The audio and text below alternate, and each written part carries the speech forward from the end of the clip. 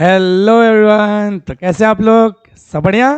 चलिए, आज की इस वीडियो में हम लोग देखने वाले हैं हेलोजन डेरिवेटिव्स के एमएसटी सीटी के प्रीवियस ईयर क्वेश्चंस। ठीक है, चलिए शुरू करते हैं। तो पहला क्वेश्चन जो दिया गया है, chlorination of ethane is carried out in the presence of. ये जो आपको जो इथेन दिखता था उसका जो हम लोग क्लोरीनेशन करवाते थे वो किसके प्रेजेंस में होता था?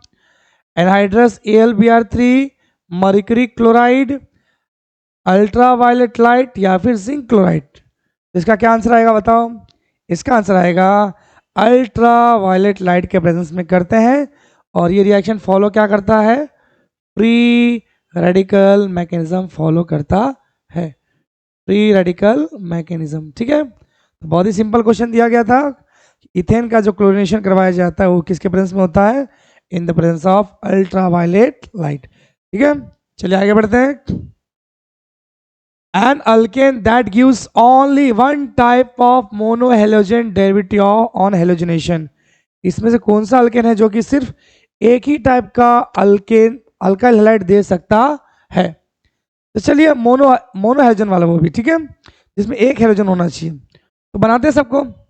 नियोपेंटेन ऐसा बनता है कुछ इस तरह से, हो गया आपका नियोपेंटेन। एन हेक्सेन, आइसोब्यूटेन, 1 2 3, और यहां पर आइसोब्यूटेन, आइसोपेंटेन। नाउ इसमें से एक मोनो हेलोजन प्रोडक्ट कौन देगा? तो देखिए सिंपल सा जवाब इसका, जहां पर सिर्फ एक ही टाइप से अटैच हो सकते हैं वहां पर एक ही आंसर आएगा। जहां पे दो अलग अलग टाइप से पोजीशन में हेलोजन अटैच हो सकता है तो वहां पर दो अलग अलग प्रोडक्ट आने का चांस है। यहाँ पर हेलोजन यहाँ पर अटैक करेगा तो अलग आंसर आएगा, यहाँ पर अटैक करेगा तो अलग आंसर आएगा, यहाँ पर अटैक करेगा तो अलग आंसर आएगा। तीन अलग अलग आंसर आने का चांस है। यहाँ पर भी दो टाइप, एक टाइप यहाँ से और एक टाइप यहाँ पे, दो टाइप का यहाँ पर भी आंसर आने का चांस है। यहाँ पर 1 2 3 बराबर, तो यहाँ पर भी करीब करीब 3 टाइप का आंसर आने का चांसेस है।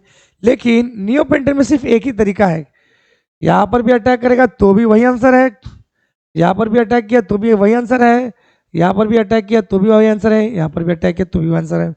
मतलब सिर्फ एक आंसर कौन दे रहा है? मोनो हेलोजन डेरिवेटिव कौन दे रहा है? नियोपेंटेन दे रहा है। ठीक है, चलिए आगे बढ़ते हैं। The conversion of ethyl bromide to ethyl iodide using sodium iodide and dry acetone is known as. देखिए क्या कह रहा है, इथाइल ब्रोमाइड को कन्वर्ट करवाना है इथाइल आयोडाइड में, उसके लिए लिया गया है सोडियम आयोडाइड और एसीटोन यूज किया गया है। इस रिएक्शन का नाम क्या था? सिंपल सी बात, इसी से याद आ जाता है, सोडियम आयोडाइड जब होता है तो ऐसे रिएक्शन का क्या नाम था? फिंकलस्टेन रिएक्शन करके नाम था। बराबर, चलिए आगे बढ़ते हैं।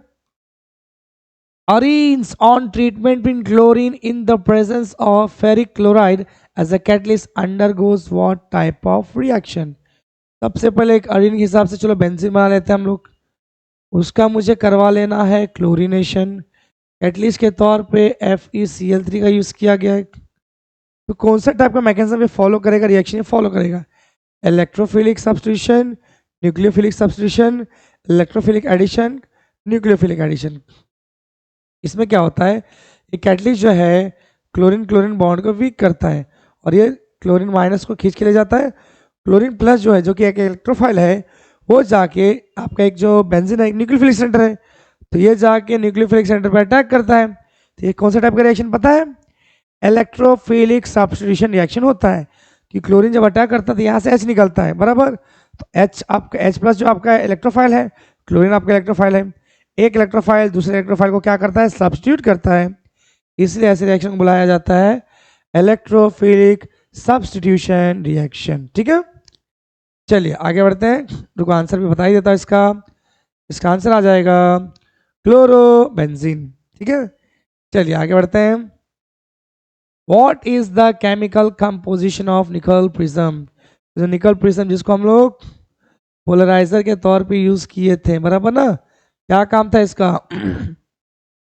ऑर्डिनरी लाइट को प्लेन पोलराइज लाइट में कन्वर्ट करवाना। तो इसका केमिकल कंपोजिशन क्या होता है, किससे बना होता है? Al2CO3, CaSO4 CaCO3 या Na3LF3? का सही जवाब है कैल्शियम कार्बोनेट। कैल्शियम कार्बोनेट से आपका निकल प्रिज्म बना होता है। ठीक है, चलिए आगे बढ़ते हैं।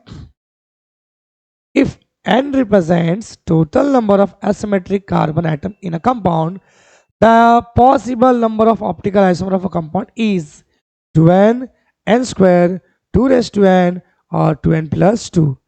सही जवाब है इसका ये वाला आंसर 2 raised to n। देखिए इसका एक आंसर भी सॉल्व कर ही लेते हैं। चलो मान लो जो ग्लूकोज का जो है मुझे निकालना है। ग्लूकोज का कुछ इस तरह से स्ट्रक्चर होता है CHO OH H OH OH CH2 OH H H OH और H। तो अब अगर ध्यान दोगे तो कितना कायल सेंटर इसके पास 1 2 3 4। मान लो आपको पूछ लिया कि ये कितना ऑप्टिकल आइसोमर शो करेगा, बराबर कितना ऑप्टिकल आइसोमर शो करेगा ये। तो कितना ऑप्टिकल आइसोमर शो करेगा उसका फॉर्मूला तो पता चल गया 2n है। तो 2 के पावर में n, n मतलब होता है कायरल सेंटर कितना है 4। सो 2⁴ कितना आ गया 16 आइसोमर ये शो कर सकता है। तो इस तरह से यूज किया जाता है इसका। +2 methyl butane 1 all -2 methyl butane 1 all have different values for which of the following property? Boiling point, relative density, refractive index और स्पेसिफिक रोटेशन। पहले तो प्लस माइनस क्या बता रहा है?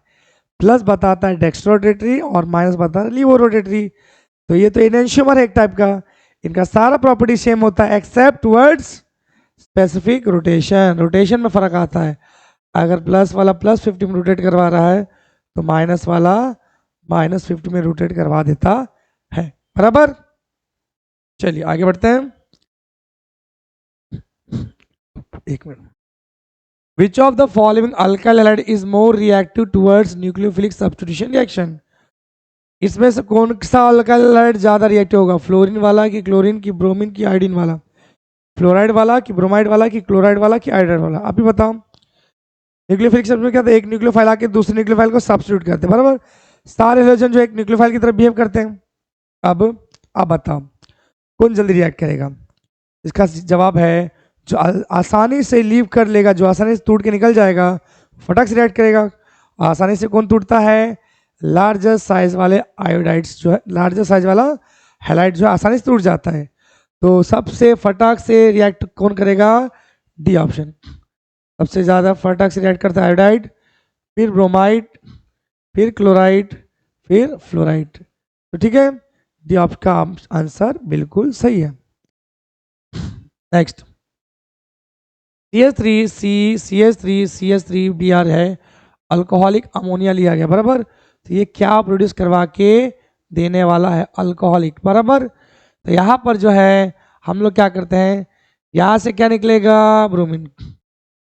यहाँ से क्या निकलेगा? एक मिनट जरा इसको स्किप करते हैं, आगे चलते हैं।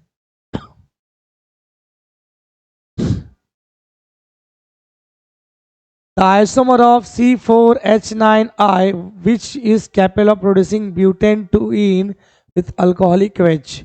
बनाते हैं सबसे पहले फटाफट मिथ ईथ प्रोप ब्यूट 1 पे आयोडीन, ठीक है 1 पे आयोडो, मिथ ईथ प्रोप ब्यूट 2 पे आयोडो 1 2 3 प्रोप, उसके बाद 2 पे मिथाइल और 1 पे आयोडो 1 2 3 प्रोप, 2 पे मिथाइल 2 पे आयोडो।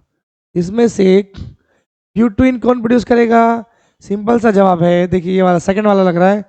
यहाँ से आयोडीन निकलेगा, बाजू वाले से H निकलेगा, यहाँ पर क्या आ जाएगा? C डबल बॉन्ड C और यहाँ पर C प्लस K के साथ I चला गया और OH के साथ जाके H2 बना लिया। तो एक्चुअल आंसर आएगा 2 आयोडो ब्यूटेन बना लेगा, बाकी कोई नहीं बना पाएंगे। यहाँ से देखो आयोडीन निकला, यहाँ से 1 पे आ गया, यहाँ पे 1 पे आ गया, यहाँ पे तो कुछ अलग ही बन रहा है, बराबर। तो ये आंसर नहीं है, सिर्फ ये आंसर था। Which compound amongst the following on reaction with ethyl magnesium bromide give ethane?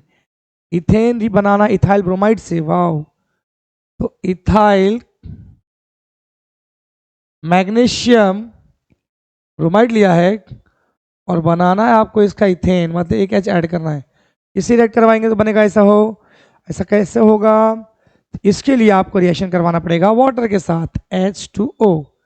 देखिए कैसे होता है, HOH प्लस माइनस कहते हैं, H पे प्लस OH पे माइनस, Mg पे प्लस और C2H5 पे माइनस होता है, माइनस जाएगा प्लस के साथ, तो आपको मिल गया देखो C2H5 में 1 जुड़ गया 6, और बचा को बाय प्रोडक्ट जो है वो मिलेगा आपको MgBrOH। आंसर था H2O। चलिए आगे बढ़ते हैं। The compound which is not formed when a mixture of n-butyl bromide and ethyl bromide treated with sodium metal in the presence of dry ether। Butyl bromide लेते हैं सबसे पहले, उसके बाद ब्रोमाइड बोला क्या, ब्रोमाइड, और उसके बाद बोला इथाइल ब्रोमाइड। इसका रिएक्शन करवा रहे हैं किससे, सोडियम से, इन the presence of dry ether. याद है क्या होती है टाइप, तो वर्ड्स रिएक्शन में चला गया। अब इसमें क्या होता है, डबल होता है कोई भी चीज, तो 4 का ये 4 का डबल क्या हो गया 8 वाला बन जाएगा, मतलब ऑक्टेन टाइप का बनेगा। 2 का डबल 4 मतलब ब्यूटेन भी बन जाएगा, और एक मिक्सचर है तो इसे कंबाइन होकर क्या हेक्सेन भी बना लेगा। तो ब्यूटेन देखो ये ब्यूटेन बन रहा है, हेक्सेन भी बन रहा है, ऑक्टेन बन रहा है, लेकिन इथेन नहीं बन रहा है, तो इथेन ये नहीं बना पाएगा। तो बस इतना ही इजी इजी टाइप के क्वेश्चंस आते हैं आपके एमएसटी सीटी में। आई होप आपको सारे क्वेश्चंस अच्छे से समझ में आए होंगे। मिलते हैं एक नेक्स्ट चैप्टर के साथ। Thanks for watching.